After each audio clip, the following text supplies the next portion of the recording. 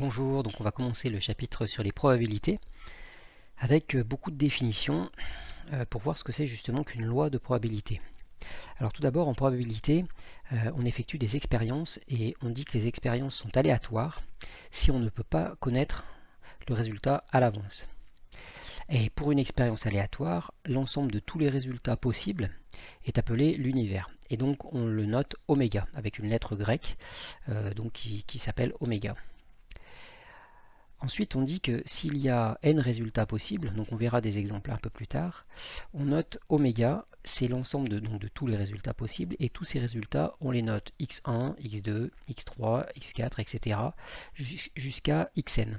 Alors si le dernier résultat c'est xn, celui-là, celui d'avant c'est xn-1. Et n, c'est un nombre entier naturel, c'est-à-dire 0, 1, 2, 3, 4, 5, etc. Alors, une fois qu'on a cet oméga, c'est-à-dire l'ensemble de tous les résultats possibles, on définit une loi de probabilité, donc P, sur l'ensemble oméga. Et qu'est-ce que c'est? C'est attribuer un nombre positif ou nul à chaque résultat.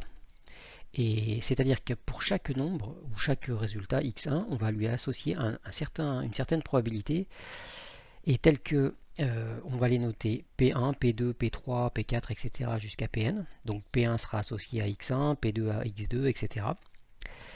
Et tous ces nombres sont compris entre 0 et 1. C'est pour ça qu'on a 0 par exemple plus petit que P1 plus petit que 1, 0 plus petit que P2 plus petit que 1, etc. Jusqu'au dernier, 0 plus petit que Pn plus petit que 1.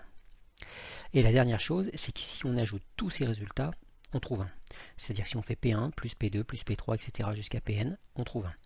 Et si on le dit en français, on dit que la somme de toutes les probabilités est égale à 1. Alors, plusieurs remarques. Donc, vous allez voir qu'en en probabilité, il y a énormément de définitions. Ce qui est important, c'est de comprendre ça sur des exemples. Et d'autre part, il y a plusieurs mots qui désignent la même chose. Par exemple, les résultats d'une expérience aléatoire, on peut aussi les appeler des issues. Alors, prenons un exemple. Dans une classe, donc la classe de seconde C, il y a 23 filles et 8 garçons.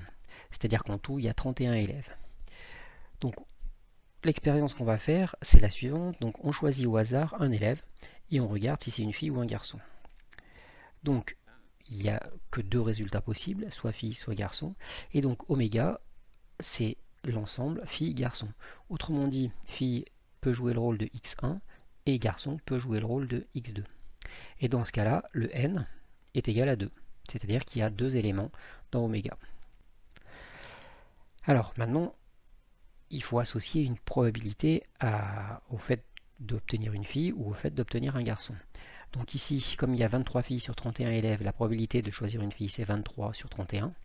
Et il y a 8 garçons sur 31 élèves, donc la probabilité de choisir un garçon, c'est 8 sur 31.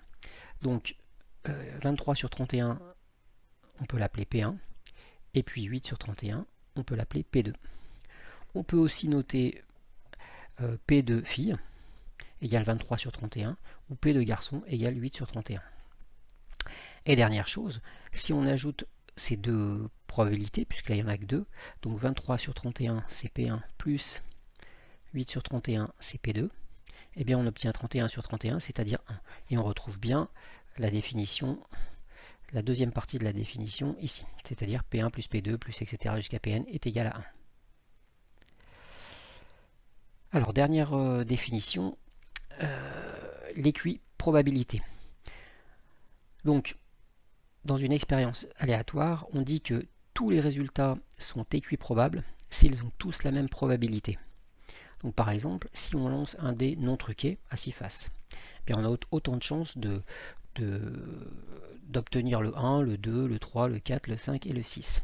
Donc première chose, c'est que oméga, c'est tous ces résultats possibles, donc 1, 2, 3, 4, 5, 6. Et comme chaque nombre a la même probabilité de sortir, on dit que c'est une situation d'équiprobabilité. Et on note les résultats dans un tableau. Donc l'issue ou le résultat. Donc c'est soit 1, soit 2, soit 3, soit 4, soit 5, soit 6.